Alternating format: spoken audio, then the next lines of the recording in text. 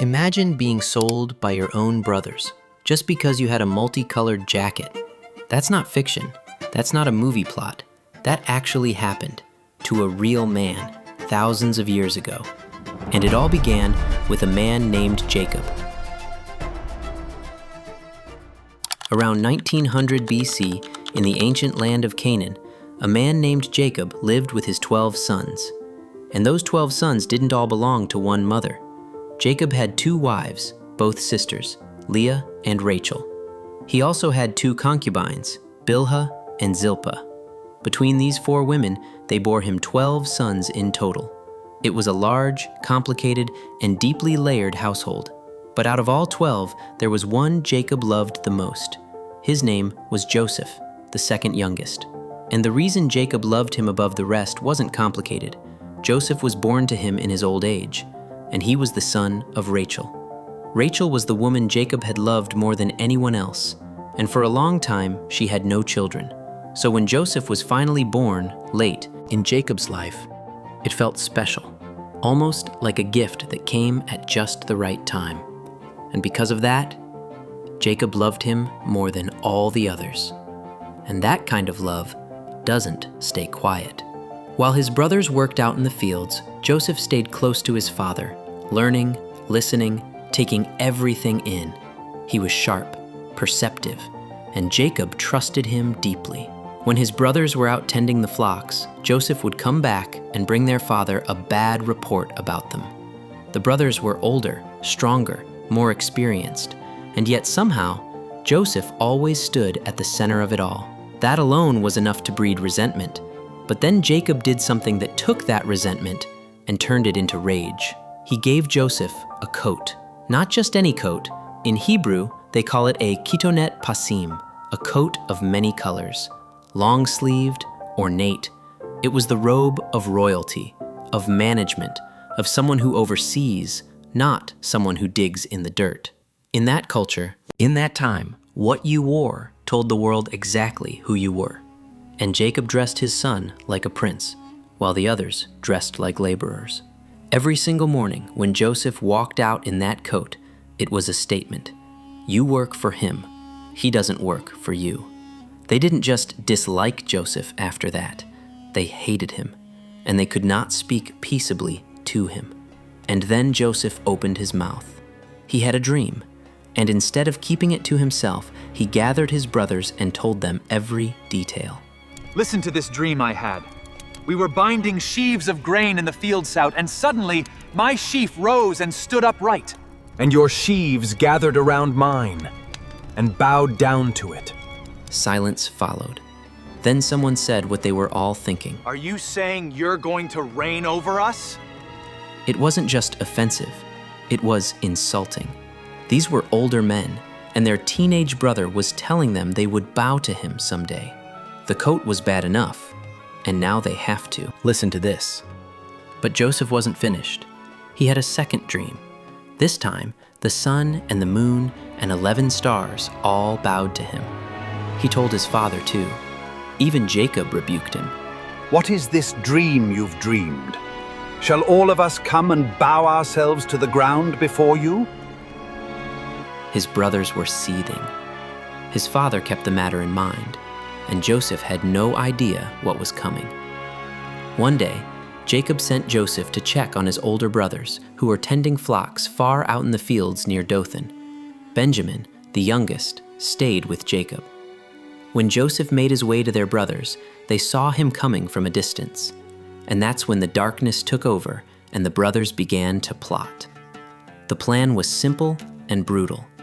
Kill him, throw the body in a pit, tell Jacob a wild animal got him.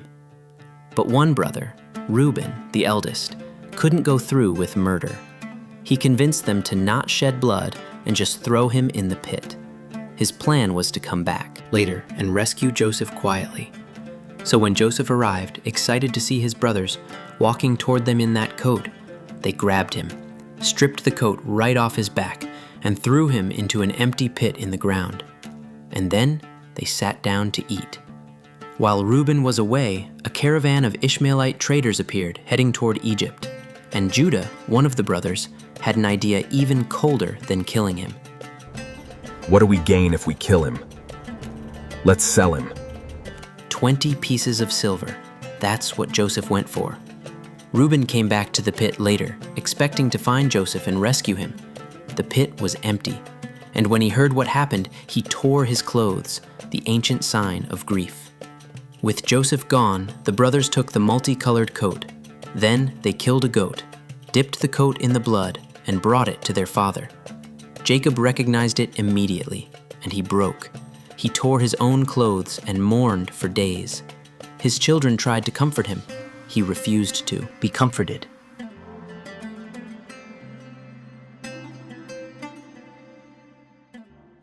Meanwhile, Joseph arrived in Egypt as a slave. There he was sold to a man named Potiphar, an officer of Pharaoh. And here's where the story gets remarkable. Even as a slave, Joseph thrived. Whatever Joseph touched prospered. Whatever he managed succeeded. Potiphar noticed. He watched this young Hebrew slave long enough to become convinced that something beyond talent was at work here. The Bible records it plainly. The Lord was with Joseph and gave him success in everything he did.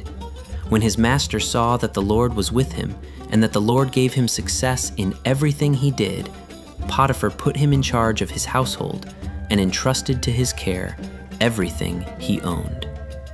Everything. His finances, his property, his staff, his entire estate. Potiphar didn't just promote Joseph, he handed him the keys and stopped checking behind him. But then, Potiphar's wife entered the picture. She wanted Joseph as he was young and handsome. But Joseph refused her, repeatedly, clearly, on principle. So she lied, accused him of assault, and Joseph found himself thrown in prison. But God was still with Joseph. Even in prison, the warden put him in charge over other prisoners. In prison, Joseph encountered two of Pharaoh's servants, a cupbearer and a baker. Both of them had distinct individual dreams that they didn't know how to interpret. So, Joseph interpreted their dreams for them. He said that in 3 days, the baker would be killed, and the cupbearer would get his job back with Pharaoh. Joseph then asked the cupbearer to remember him and tell Pharaoh about him so he could be freed. 3 days later, everything happened exactly like Joseph said. The baker was killed, and the cupbearer got his job back. But the cupbearer forgot about Joseph. Days passed, then months. Joseph spent 2 years in prison. Then Pharaoh had a dream. He saw 7 fat cows devoured by 7 thin cows. In another dream, he saw 7 full heads of grain swallowed by 7 thin, dry ones. No one in Egypt could explain what it meant, not the magicians, not the wise men. Then, suddenly, the cupbearer remembered Joseph. There's a Hebrew man in prison who can interpret dreams. Joseph was then quickly taken before Pharaoh, the most powerful man in Egypt. Pharaoh shared his dreams. Joseph understood them immediately. He explained that the dreams were a warning from God. 7 years of great abundance were coming to Egypt, followed by 7 years of severe famine. The famine would be so devastating that the years of abundance would be forgotten. Then Joseph went a step further. He advised that Egypt should prepare to appoint a wise and discerning leader to store food during the good years so the nation could survive the famine.